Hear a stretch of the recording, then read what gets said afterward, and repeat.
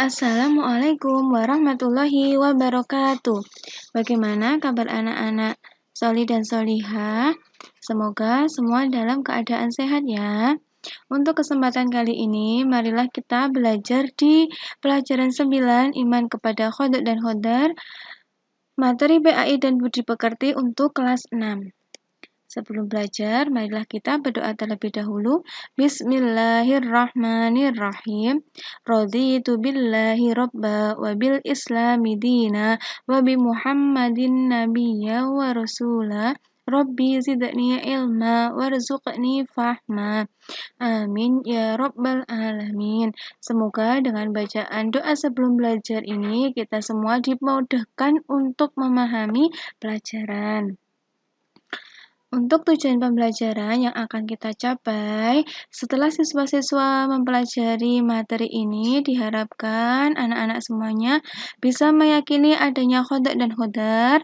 Yang kedua, menunjukkan contoh khodok dan khodar. Dan yang terakhir adalah memiliki sikap yang dipengaruhi oleh keimanan kepada khodok dan khodar yang tercermin dari perilaku kehidupan sehari-hari.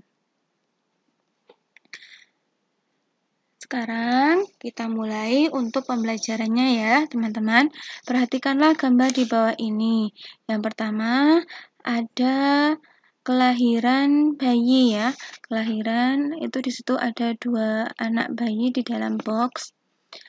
Selanjutnya matahari terbit di sebelah timur, menyinari pematangan sawah gitu ya, pegunungan dan pematang sawah. Selanjutnya ada gambar tim sepak bola, tim regu sepak bola, mereka memenangkan kejuaraan.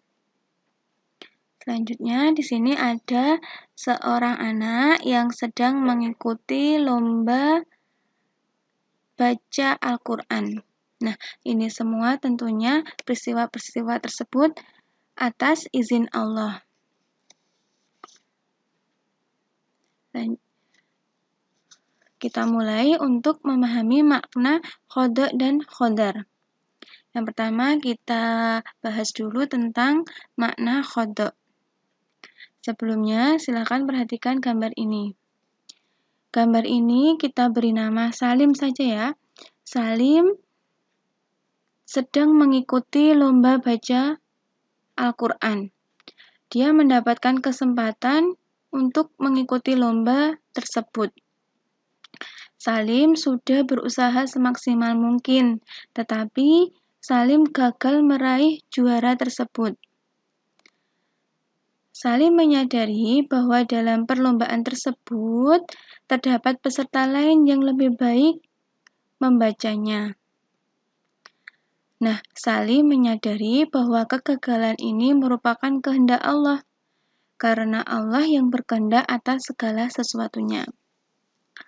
Salim percaya bahwa di balik kegagalan tersebut ada ketentuan lain yang merupakan hikmah bagi dirinya. Jadi, Salim tidak berkecil hati atas kegagalan pada lomba tersebut. Nah, dari cerita tersebut, mari kita bisa memahami makna khodok. Khodok adalah keputusan atau ketetapan terhadap suatu ketentuan yang telah ditetapkan Allah Subhanahu wa Ta'ala bagi makhluknya. Khodok dan khodar tidak dapat diubah dan tidak dapat ditunda atau dimundurkan. Semuanya, apakah masih ingat dengan rukun iman yang keenam? Rukun iman yang keenam atau yang terakhir adalah percaya kepada khodok dan khodar. Peristiwa Salim tidak mendapatkan juara merupakan salah satu contoh khodok. Untuk itu, marilah kita pahami makna khodok terlebih dahulu. Yang sudah sebutkan tadi bahwa khodok adalah keputusan atau ketetapan terhadap suatu ketentuan yang telah ditetapkan Allah bagi makhluknya. Hal ini terdapat di dalam surat Al-Hadid ayat 22.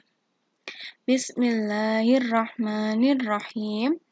ma asaba min musibatin fil ardi wala fi anfusikum illa fi kitabim min qabli an nabra'aha inna dzalika 'alallahi yasir.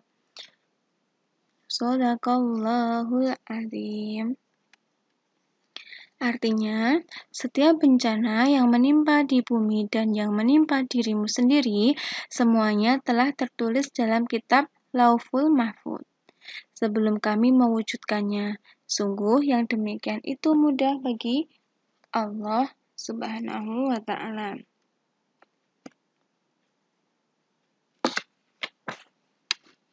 Jadi, bencana apapun yang terjadi di atas bumi ini tidak ada yang tahu, begitu juga tidak tahu kapan meninggal dunia atau kapan dunia ini kiamat. Semuanya sudah tertulis dalam kitab Lauful Mahfuz. Kemudian, berikut beberapa contoh qada.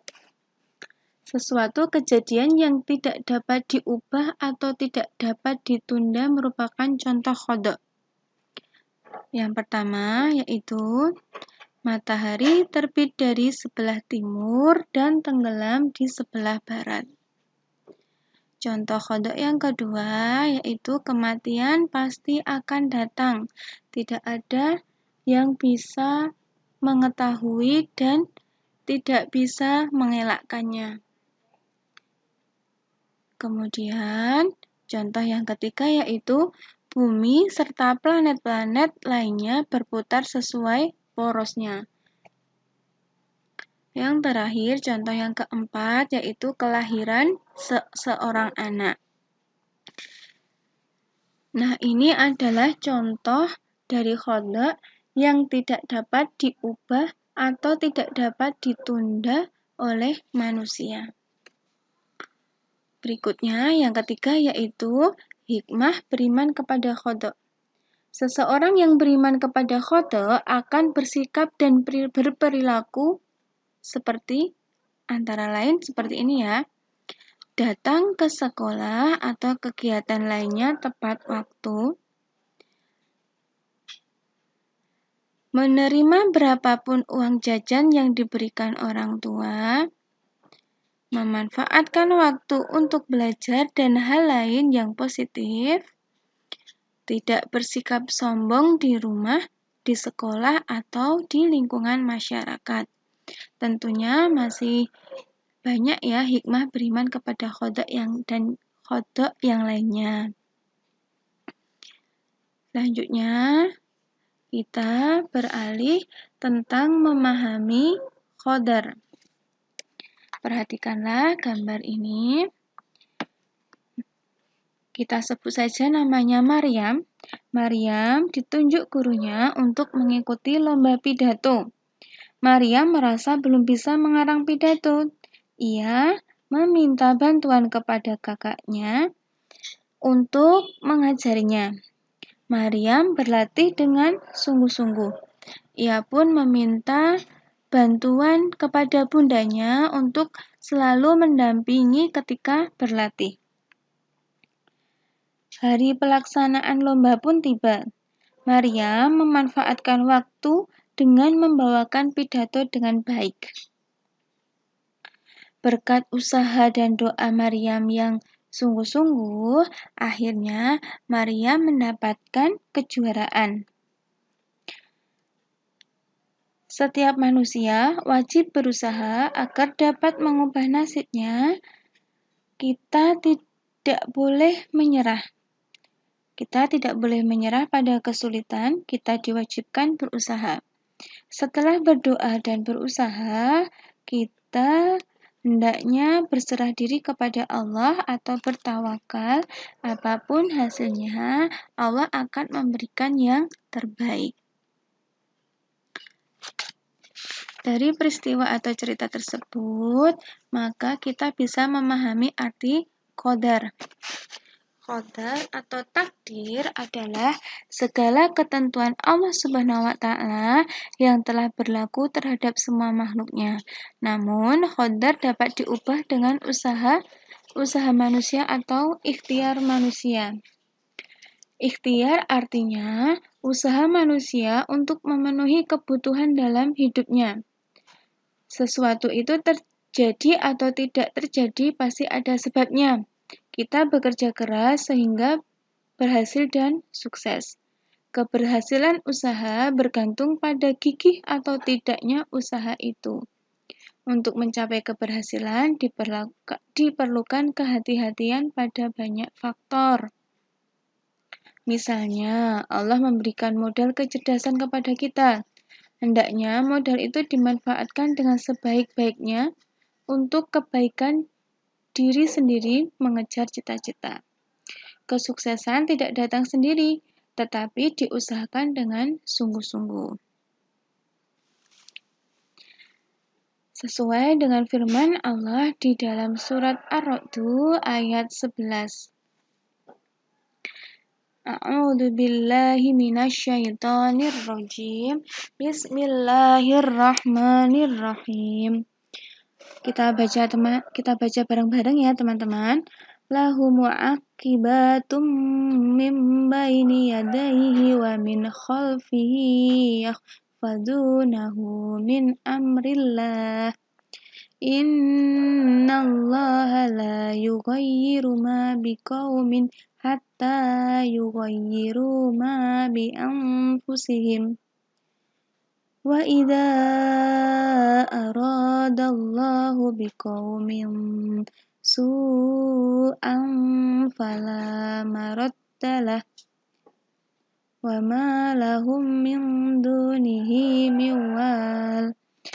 Shadaqallahul azim. Artinya, baginya manusia ada malaikat-malaikat yang selalu menjaganya bergiliran dari depan dan belakangnya. Sesungguhnya Allah tidak akan mengubah keadaan suatu kaum sebelum mereka mengubah keadaan diri mereka sendiri. Dan apabila Allah menghendaki keburukan terhadap suatu kaum, maka tidak ada yang dapat menolaknya dan tidak ada pelindung bagi mereka selain Dia. Sekarang kita coba untuk menyebutkan beberapa contoh qadar. Yang pertama yaitu seorang siswa sedang belajar di rumah. Nah, ini jika kita kepingin menjadi pintar atau pengen menjadi juara kelas, hendaknya kita harus belajar dengan giat, rajin belajar di rumah dan di sekolahan. Dan juga tidak melupakan berdoa. Kemudian ada contoh lagi, Maryam mendapatkan juara pidato. Karena Maryam berlatih dengan gigih, Maryam mendapatkan piala dari lomba pidato. Kemudian ada seorang anak putra yang mengucapkan atau ikut berbahagia karena temannya mendapatkan kejuaraan. Nah, menjadi anak yang disenangi dalam pergaulan karena ramah dan suka menyapa. Selanjutnya, kita mempelajari tentang hikmah beriman kepada qadar. Setelah memahami makna dan tahu contoh-contoh qadar, kamu bertambah yakin tentang karunia yang diberikan Allah Subhanahu wa taala. Untuk itu, marilah kita simak hikmah qadar berikut ini. Seseorang yang beriman kepada qadar akan bersikap dan berperilaku antara lain sebagai berikut. Menyadari bahwa semua cita-cita yang diinginkan harus diusahakan. Jadi, jika teman-teman mempunyai keinginan atau cita-cita, harus tetap berusaha. Tidak boleh menyerah. Yang kedua, memiliki rasa percaya diri dalam menghadapi tugas. Mengerjakan tugas, mengerjakan penilaian harian atau ujian dikerjakan dengan penuh percaya diri. Yang terakhir, contoh hikmah beriman kepada qadar yaitu giat dan disiplin dalam belajar. Misalnya, Sebelum berangkat sekolah, tepat waktu, dan malamnya dipersiapkan harus belajar terlebih dahulu. Alhamdulillah teman-teman, pembelajaran kali ini sudah selesai. Materi tentang iman kepada qada dan qadar. Semoga bermanfaat dan mohon maaf jika banyak salah. Kita tutup bareng-bareng dengan bacaan tahmid dan penutup majelis ya. Alhamdulillahirabbil alamin. Subhanakallahumma wa bihamdika asyhadu an la ilaha illa anta astaghfiruka wa atubu ilaik. Kita insya Allah ketemu lagi di pembelajaran selanjutnya. Wassalamualaikum warahmatullahi wabarakatuh.